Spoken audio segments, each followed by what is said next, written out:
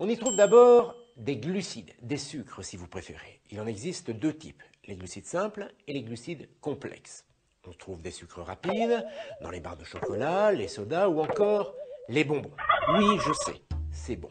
Mais ce sont des sucres dits rapides car ils ne coupent la faim qu'un moment. Résultat, on a tout de suite envie de manger à nouveau. Et ça, ce n'est pas très bon pour la santé. Et puis, bonjour les caries. Enfin bon, le jour où les poules auront des dents, enfin je veux dire les dindes, pour les glucides, mieux vaut donc manger des fruits.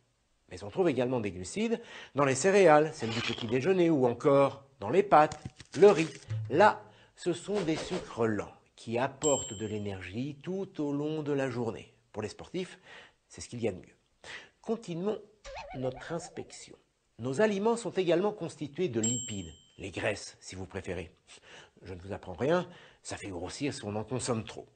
Ces lipides se trouvent dans le beurre, l'huile, la charcuterie ou encore les produits laitiers comme le fromage. Mais aussi dans la viande, dans une tranche de beefsteak par exemple. Alors c'est vrai, dans un beefsteak, ça ne saute pas aux yeux. Pour tout dire, cette graisse passerait presque inaperçue. Et pourtant, elle est bien là. D'ailleurs, on parle de graisse cachée. Non, non, je cherche ta graisse cachée. Et manifestement, il n'y en a pas beaucoup. C'est vrai, certaines viandes sont moins grasses que d'autres. C'est le cas de la dinde, qui contient beaucoup moins de lipides que la viande de bœuf ou encore de porc. Alors certes, il ne faut pas abuser des aliments trop gras, cela dit, les lipides sont malgré tout indispensables au bon fonctionnement de notre organisme. Certains types de lipides, car il en existe différentes sortes, sont même très bons pour la santé.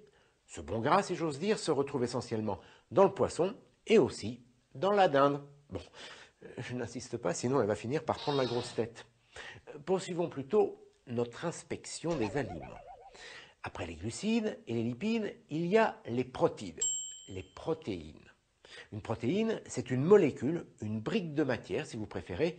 C'est ce qui permet à notre corps de se réparer suite à tous les petits bobos que l'on peut se faire. Et puis surtout, les protéines sont indispensables à la croissance des enfants.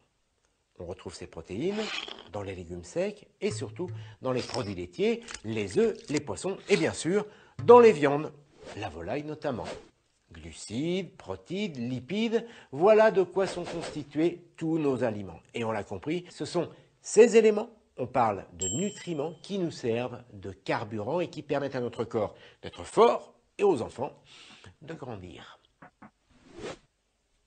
Non, ce n'est pas encore tout à fait terminé. Nous allons pousser l'exploration un peu plus loin. En décortiquant un peu plus nos aliments, on trouve aussi des vitamines et des sels minéraux. Tout le monde a déjà entendu parler de la vitamine C, celle qui est contenue dans les oranges notamment. Et tout le monde sait que c'est bon pour la santé. Et pour cause, j'explique.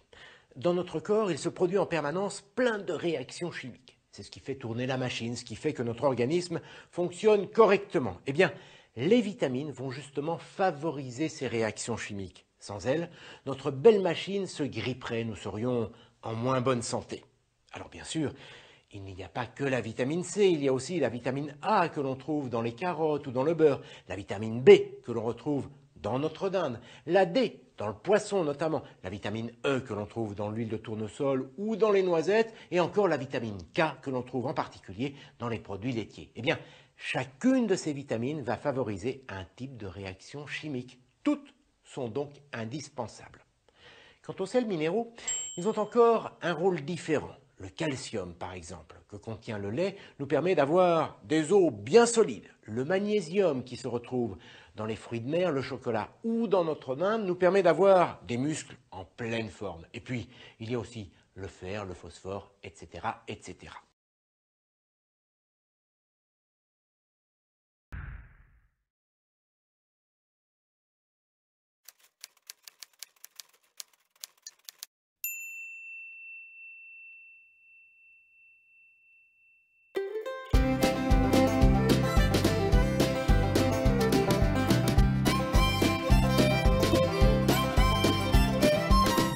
Donc la première étape, c'est la collecte du lait, donc à la ferme auprès des vaches qui le produisent. Tous les 2 jours, les camions qui approvisionnent l'usine vont, on dit, ramasser, dans le langage technique, le lait chez les producteurs.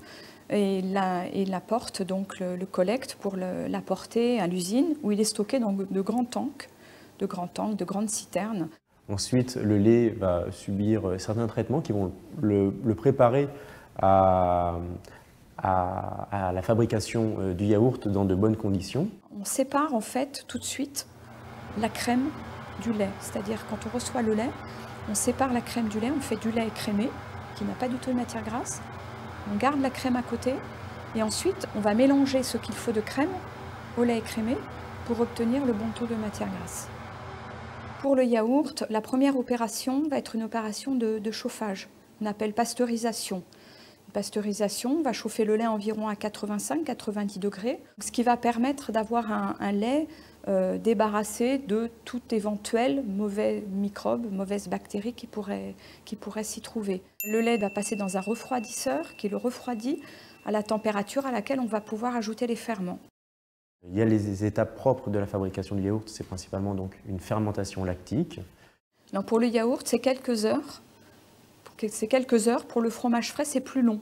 Ensuite, il faut que le pot soit maintenu à la bonne température de fermentation, à un niveau très stable pour permettre le développement optimal des bactéries, des bons ferments qui vont fabriquer le yaourt.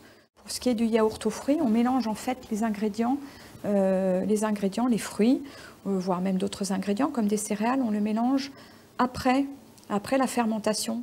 Les fromages blancs et les petits suisses sont aussi des produits fermentés, mais dont la fabrication diffère un petit peu de celle du yaourt. C'est-à-dire qu'on va séparer, un peu comme pour le fromage, la partie qui a été fermentée du petit lait. On va enlever le petit lait qu'on appelle sérum. En langage industriel, on appelle ça la centrifugation ou l'égouttage. Les desserts lactés frais sont également des produits laitiers frais. Ceci dit, leur procédé de fabrication est un peu différent de celui des fromages frais, petits suisses et yaourts. La texture, l'épaisseur, la consistance de ces produits est obtenue en ajoutant des ingrédients qui vont permettre de les épaissir. On a des amidons, extraits du maïs ou de la pomme de terre. Alors quand on chauffe de l'amidon, sur le moment, l'amidon va gonfler. L'amidon va épaissir l'ensemble de la préparation. Il va donner ce qu'on appelle de la texture, de la consistance au produit. On peut dire que le procédé est presque ancestral, oui, parce qu'on s'est inspiré dans les fabrications industrielles de ce qui s'est fait naturellement il y a des milliers d'années. En revanche, évidemment, il y aura toujours beaucoup de recherches sur la fabrication de ces produits à plusieurs niveaux, sur la qualité du lait d'abord lui-même, et puis surtout on travaille beaucoup sur les ferments, sur ces fameuses petites bonnes bactéries dont on a parlé et qui font l'objet de recherches permanentes.